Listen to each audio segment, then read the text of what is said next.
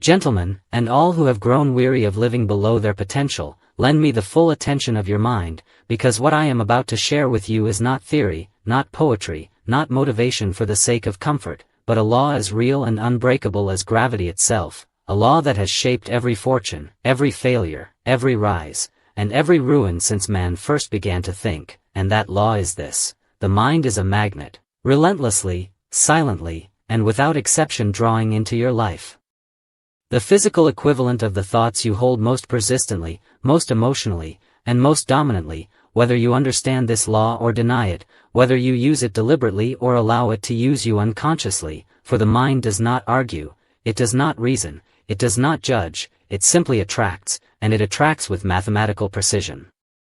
Every man becomes what he thinks about most, not what he wishes for occasionally, not what he hopes for casually, but what he thinks about habitually, emotionally, and with belief, and this is why two men may stand in the same storm, face the same circumstances, possess the same education, and yet one rises while the other collapses, because circumstances do not shape destiny, the mind does. I have studied thousands of lives, from men who rose from poverty to command industries, nations, and ideas, and men who inherited riches only to squander them into dust, and in every case, without a single exception, the determining factor was the direction of their dominant thoughts. The mind is not a passive container, it is an active force, a living magnet, broadcasting signals into the unseen realm and receiving in return people, opportunities, ideas, and conditions that harmonize with its frequency. When a man allows his mind to dwell on fear, doubt, criticism, and limitation, he is unknowingly tuning himself to attract failure, loss, and disappointment, and then he has the audacity to curse luck, blame society, or accuse fate, never realizing that he himself issued the order. Poverty, weakness, confusion, and stagnation are not accidents, they are manifestations of mental habits.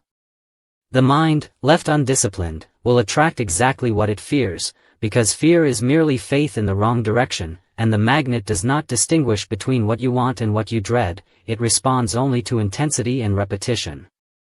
Now understand this clearly, the subconscious mind is the engine of attraction, and it accepts as truth whatever the conscious mind feeds it with emotion and persistence. It does not ask whether your thoughts are logical, moral, or beneficial, it accepts them as commands. When a man repeatedly tells himself that success is for others, that money is scarce, that he is unlucky, or that life is unfair, he is engraving those ideas into the deepest part of his mind, and the magnet begins its work, pulling into his experience proof that he is right.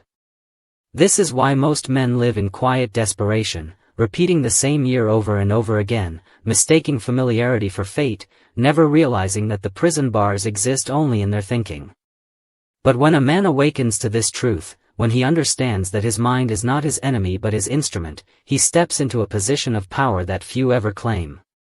A definite purpose held in the mind with burning desire becomes a command to the subconscious, and the subconscious responds by reorganizing perception, sharpening awareness, and guiding the individual toward the people, information, and circumstances necessary for its achievement. Opportunities do not suddenly appear, they were always there, but only the tuned mind could perceive them. This is why one man sees obstacles where another sees stepping stones, because the magnet of the mind filters reality itself. Faith, not blind faith but conscious belief, is the force that energizes the magnet, and belief is nothing more than a thought reinforced by repetition and emotion until it becomes accepted as truth. Tell a man often enough that he can succeed, and if the message reaches his subconscious, he will begin to act in ways consistent with success, not through effort alone, but through instinct. Conversely, tell a man often enough that he will fail, and he will unconsciously sabotage his own efforts, missing chances he does not even realize were offered. The mind is always working, always attracting, even while you sleep, and this is why idle thoughts are dangerous, because an idle mind does not stop attracting, it simply attracts by default. Every complaint is a prayer for more of what you dislike, every excuse is an affirmation of limitation, every moment of self-pity is an instruction to the magnet to bring more reasons for despair. Yet the same law works with equal power in the opposite direction. When a man fills his mind with thoughts of courage, abundance, service, and achievement, when he sees himself not as he is but as he intends to be, when he feels the reality of success before it arrives, the magnet begins to rearrange his world.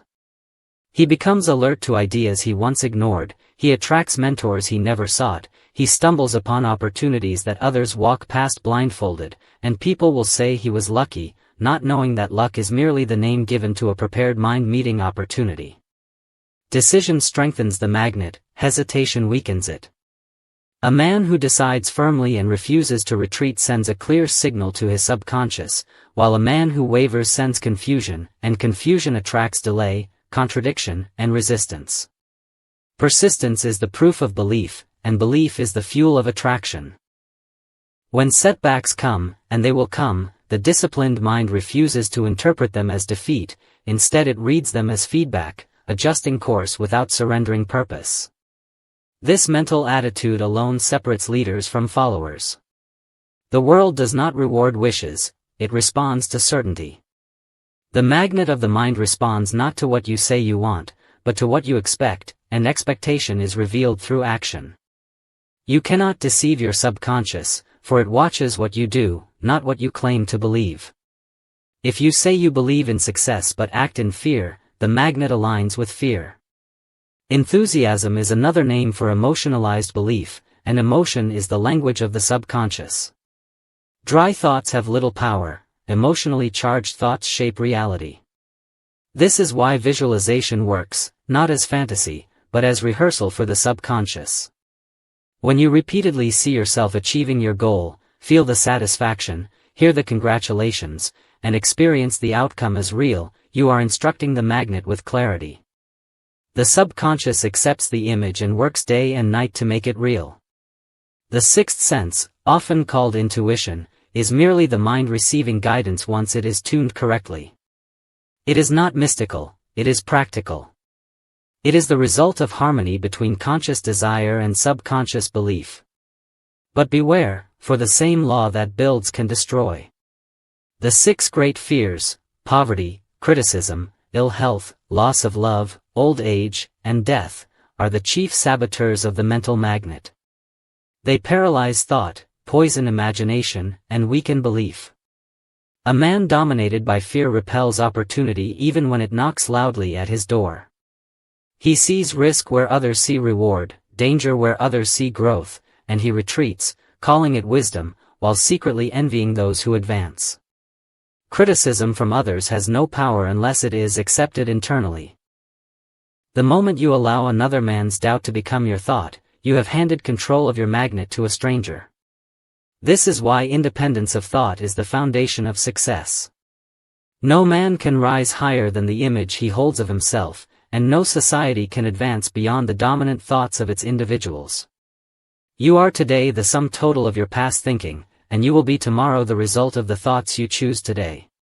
The law is impartial, impersonal, and absolute.